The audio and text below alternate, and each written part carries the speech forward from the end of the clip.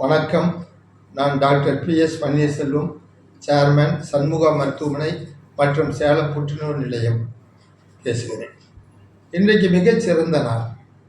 காரணம் என்னவென்றால், இன்றைக்கு மருத்துவர்கள் தினம், டாக்டர்ஸ் டே. இந்த ஜூலை 1 மிகச்சிறந்த நாள். உலக அளவு எல்லா இடங்களிலும் இந்த மருத்துவ தினம் கொண்டாடப்படுகிறதா என்று சொன்னால் அப்படி இல்லை. இது மருத்துவர் தினம் இந்திய நாட்டிற்காக இன்றைக்கு நாம் வைத்திருக்கிறோம்.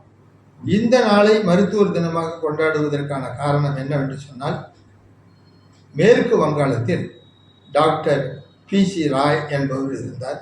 அவர் மிக எளிமையான குடும்பத்தைச் சேர்ந்தவர். படித்து வளர்ந்து மருத்துவத்துறையிலே மிகச் சிறப்பாக ஏழைகளுக்கெல்லாம் சேவை செய்தார்.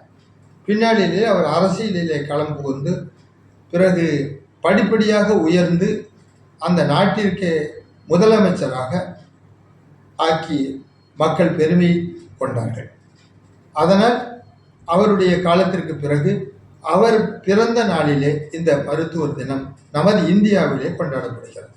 ஒவ்வொரு மாநிலத்திலும் அது வெவ்வேறுபட்ட கருத்துக்கள் இருந்தாலும், மருத்துவர்கள் பல்வகை இருந்தாலும், அன்றைக்கு காலகட்டத்திலே மருத்துவர்கள் என்பவர்கள் ஒரு உயிர் காக்கும் குடும்பத்தோடு ஒன்றியவர்களாகத்தான் இருந்தார்கள் என்பதிலே சந்தேகமில்லை. அது இல்லாமல் இப்பொழுது போல பல்வேறு துறையை சார்ந்த மருத்துவர்கள் அன்றைக்கு இல்லை.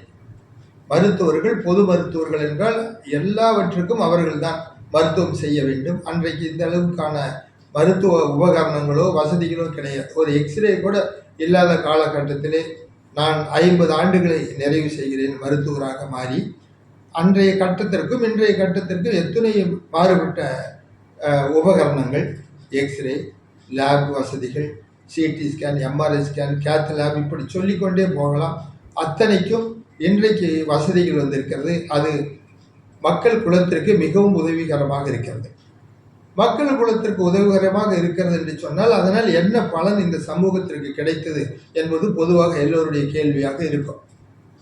நம்முடைய நாடு சுதந்திர பெறும் பொழுது 42 ஆண்டுகள் தான் சராசரி அதிகபட்ச உச்ச வரம்பாக ஒரு மனிதனுடைய வயது இருந்தது. ஆனால் இன்றைக்கு பார்த்தீர்கள் என்றால் 70 வயதை தாண்டி கொண்டு அது செல்லுகிறது.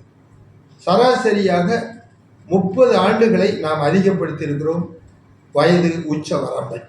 அது ஒன்றே மருத்துவர்களுடைய பணிகளுக்கும் செவிலியர்களுடைய பணிகளுக்கும் மருத்துவ துறையிலே இன்றைக்கு ஆற்றக்கூடிய பணிகளும் மிகச் சிறப்பாக இருக்கிறது என்பதிலே மாற்று கருத்து இல்லாத வகையில் அதை உறுதிப்படுத்தியிருக்கிறது. இன்றைக்கு மருத்துவர்கள் மட்டுமல்ல, செவிலியர்கள் மற்றும் அவர்களை சேர்ந்த உதவியாளர்கள் எல்லோரும் இணைந்து மக்களுக்காக பாடுபடுகிறார்கள். அதிலே ஒரு குறை இருக்க வேண்டும் என்று சொன்னால், இன்றைக்கு கொஞ்சம் செலவு அதிகமாக ஆகிறதே, அதற்கு என்ன பதில் என்று சொன்னால், அன்றைக்கு சாதாரணமாக நாங்கள் எல்லாம் நோயாளிகளை படுக்க வைத்து அவர்களை வெறும் பரிசோதனை இல்லாமல் எங்களுடைய கரங்களினால் தொட்டு மட்டுமே மருத்துவம் செய்தோம். அது ஓரளவுக்கு வெற்றி பெற்றிருக்கலாம். ஆனால் இன்றைக்கு நோயாளிகளும் சரி மருத்துவர்களும் சரி அனைத்து சோதனைகளையும் செய்து ஒரு நோயை உறுதிப்படுத்த பிறகுதான் அவர்களுக்கு மருத்துவம் ஆரம்பிக்க வேண்டிய கட்டாயத்தில் நாம் தள்ளப்பட்டு விட்டோம். அதனால் கொஞ்சம் செலவாகிறது என்பது உறுதியாக அறுதியாக மறுக்க முடியாத உண்மை. ஆனால் அதனால் பலனடைவது யார்?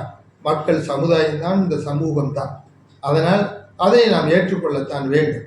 அந்த வகையில் இரவு பகல், ஆண்கள் பெண்கள், வெள்ளையாக இருப்பவர்கள் சிவப்பாக இருப்பவர்கள், இப்படி இன வேறுபாடுகள், மேல் சாதி கீழ் சாதி என்று எதையுமே பார்க்காத ஒரு தொழில்துறை இருக்கிறது என்று சொன்னால் இந்த உலக அளவிலேயே மருத்துவர்கள் தான். அவர்களுடைய உழைப்பு இந்த அளவிற்கு இந்த சமுதாயத்தை சீர்தூக்கி நிறுத்தி வைத்திருக்கிறது என்பதிலே நாம் உண்மையிலேயே பெருமைப்படுகிறோம்.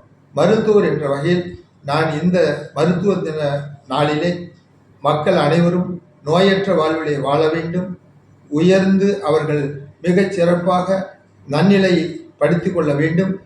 அதே நேரத்தில் இந்த பழக்க வழக்கங்கள், குறிப்பாக பீடி, சிகரெட்டு, அதிகப்படியான அசைவ உணவுகள், ஃபாஸ்ட் ஃபுட், இந்த மதுபான வகைகள், இவைகளினால் ஏற்படக்கூடிய தொல்லைகளை எல்லாம் உணர்ந்து கொண்டு ஒரு ஒழுக்க ரீதியாக நாம் தன்னார்வத்தோடு இந்த சமூகத்திலே வளர்ந்து நாமும் உயர்ந்து இந்த சமுதாயத்தையும் உயர்த்திட வேண்டும் என்ற ஒரு உறுதிமொழியை இந்த நல்ல நாளிலே நாம் எடுப்போம் என்று கூறி இந்த வாய்ப்புக்கு நன்றி பாராட்டி விடைபெறுகிறேன். வணக்கம்.